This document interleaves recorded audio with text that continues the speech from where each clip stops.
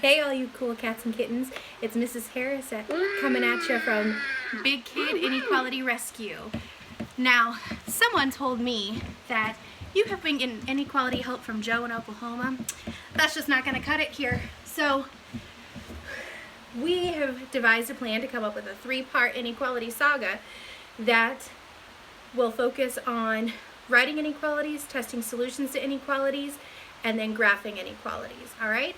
So let's go ahead and get started. I have some friends here that are going to help me out.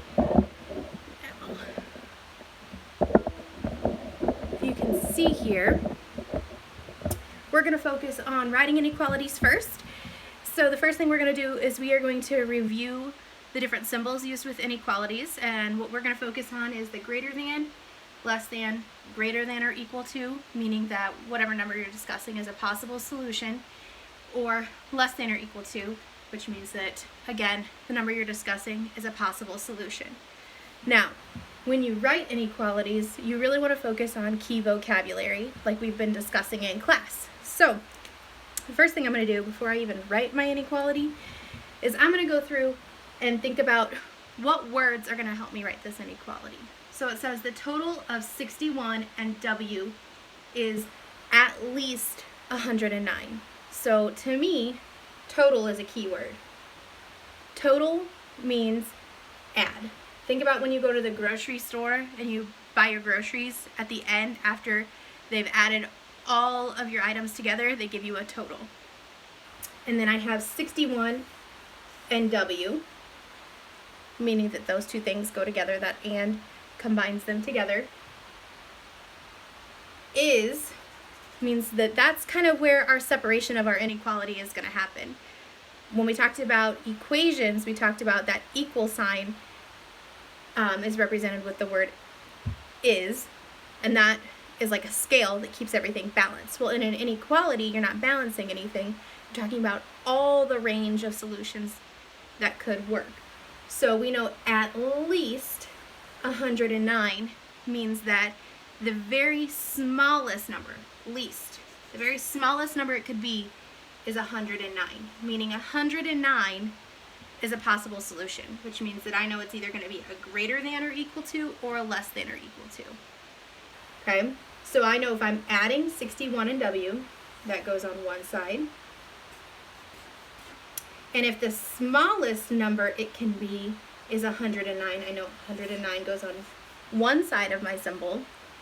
But if 109 is the smallest, then whatever 61 and W are together have to be larger than or equal to 109. Okay? So let's do another example. We have 32 divided by, so I'm going to replace that with a symbol, M, is no more than 8. Ooh, no more than 8.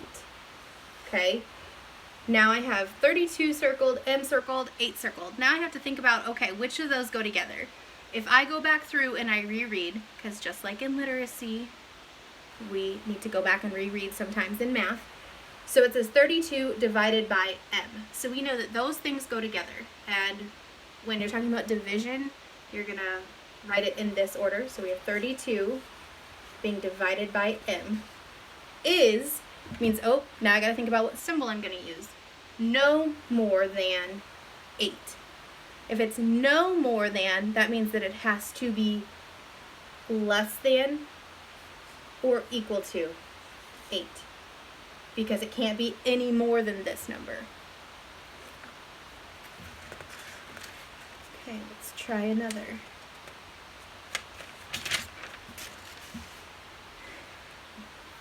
The sum of x and 14 is greater than or equal to 56.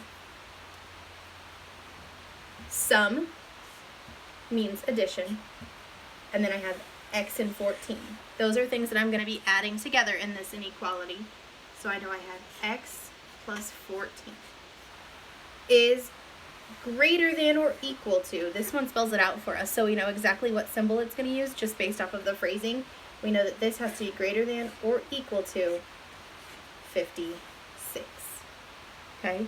You guys know I'm a visual learner, so stopping and breaking things down and replacing the words with the symbols helps when you go back to rewrite your inequality.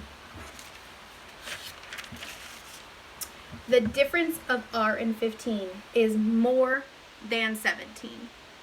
So this word here always tricks you guys. The word difference means subtraction.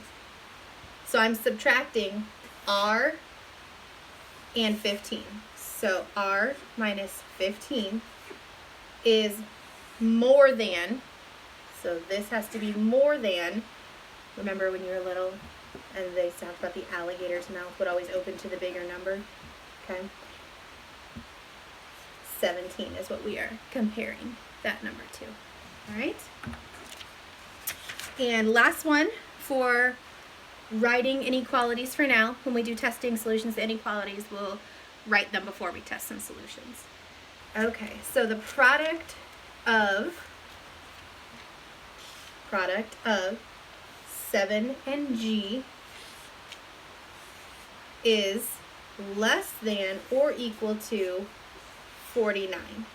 Product means multiplication, so I know I'm multiplying 7 and G. Now remember, because I have a variable and what I'm multiplying it by, which is called the coefficient, I don't need any multiplication symbol. I can just put those two things together and that means multiplication, is less than or equal to 49. Okay, so just take a minute. Sometimes you have to go back and reread and break it apart. Always read it once through first to understand context, and then the second time you go through, break it apart, use any of those visuals that you need, just like I did here, and then go ahead and write it. Okay, just slow it down and don't rush. All right, I'll see you for part 2. Saga number 2 is going to focus on testing solutions to inequalities.